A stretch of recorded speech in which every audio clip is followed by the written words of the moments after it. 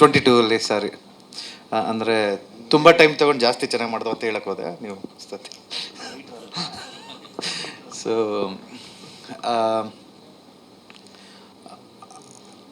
ನಮಗೆ ಥಿಯೇಟ್ರಲ್ಲೂ ಒಳ್ಳೆ response ಸಿಗಿತ್ತು. But ಥಿಯೇಟರ್ಗಿನ್ನ Amazon ಮತ್ತು ಸುವರ್ಣ ನನಗೆ ಯಾವಾಗಲೂ ಸಡನ್ನಾಗಿ ಒಂದು ದಿವಸ ತುಂಬ ಮೆಸೇಜ್ಗಳು ಬಂದವು, ಅವತಾರ್ ಪುರುಷ 2 ಯಾವಾಗ ಅಂತ. ಸೊ ನಾನು ಏನು ಇವತ್ತು ಸಡನ್ನಾಗಿ ಇವತ್ತೇ ಕೇಳ್ತಾ ಇದ್ದಾರೆ ಅಂತ ಅಂದ್ಕೊಂಡಾಗ ಸುವರ್ಣದಲ್ಲಿ ಪ್ಲೇ ಆಗಿತ್ತು ಅವತ್ತು. ಸೊ ಅದಾದಮೇಲೆ ನನಗೆ ಯಾವುದೇ ಪೋಸ್ಟ್ ಹಾಕಿದ್ರು, ಯಾವುದೇ ಇದಾದರೂ ಅದೊಂದು ಕಾಮೆಂಟ್ ರೆಗ್ಯುಲರ್ ಆಗಿರೋದು, ಪಾರ್ಟ್ 2 ಯಾವಾಗ ಅಂತ. ಈವನ್ ಒಂದು ಸರಳ ಪ್ರೇಮಕತೆ ಪ್ರಮೋಷನ್ ಹೋದಾಗಲೂ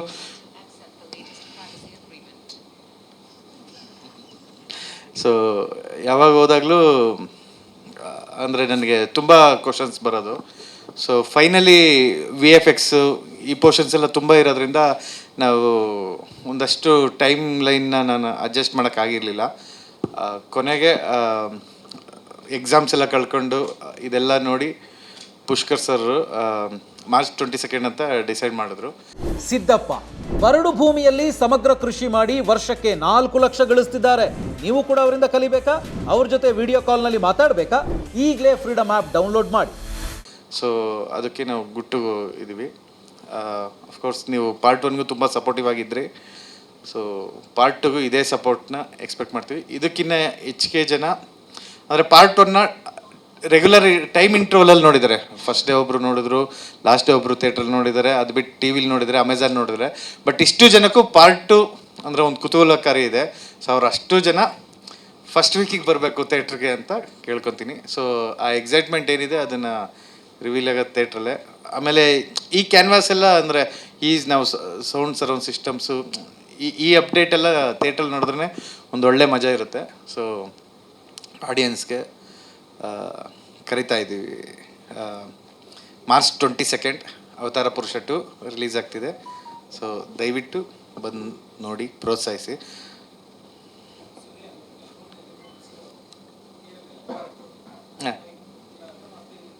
ಇಲ್ಲ ಪಾರ್ಟ್ 2 ಫುಲ್ ಆಗುತ್ತೆ. ಪಾರ್ಟ್ 2 ಇಷ್ಟ ಆದರೆ ಆಮೇಲೆ ಪಾರ್ಟ್ 3 ಬರೀಬೋದು. ಅಂದರೆ ಸಬ್ಜೆಕ್ಟ್ ಕಂಪ್ಲೀಟೆಡ್ ಆಗುತ್ತೆ. ಕೆಲವೊಂದು ಅಲ್ಲಿ ಅಂದರೆ ಈ ಕುಮಾರ ಶ್ರೀನಗರ ಕಿಟ್ಟಿ ಸರ್ ಕ್ಯಾರೆಕ್ಟ್ರು ನಾವು ಓಪನ್ ಮಾಡಿಬಿಟ್ಟಿದ್ದೀವಿ.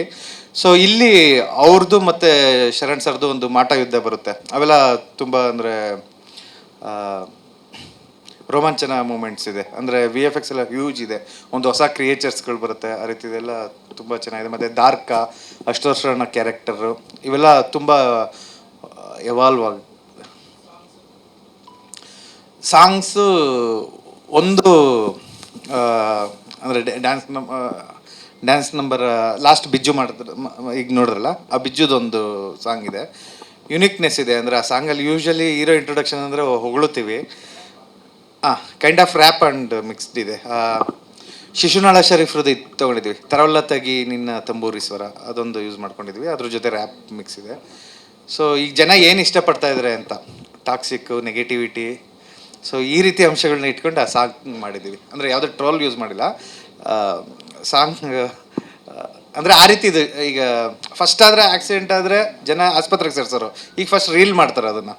ಸೊ ಈ ರೀತಿ ಎಲ್ಲ ಹೇಳಿದ್ದೀವಿ ಅಷ್ಟೇ.